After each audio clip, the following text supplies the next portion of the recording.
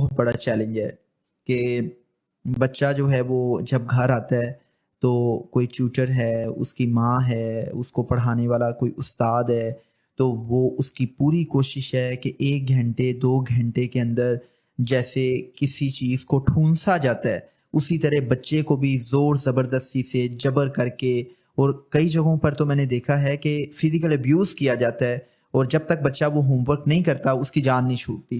اور home work کرنے کے بعد پیرنٹس یا ٹیچر ایک فیلنگ آف اکمپلشمنٹ کے ساتھ یہ کہتا ہے کہ جی بس اس کی ڈائری مکمل ہوگی.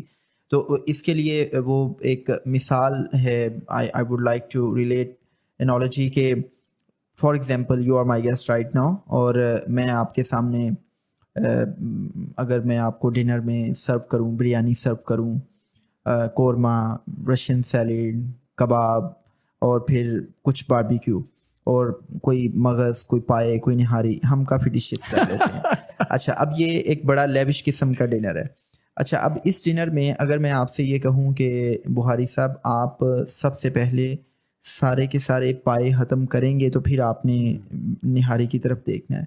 پھر میں کہوں کہ ساری کی ساری نہاری ختم کریں تو پھر آپ نے بریانی، آپ کہیں کہ نہیں میں نے بریانی پہلے کھانی ہے. میں کہوں کہ نہیں آپ نے نہاری پہلے کھانی ہے.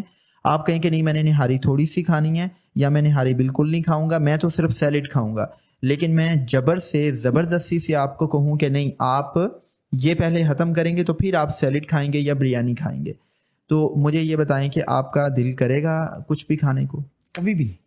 یہی پرابلم ہمارے بچوں کے ساتھ ہو رہا ہے ہوم ورک کے نام پہ. What are your 2 cents on that؟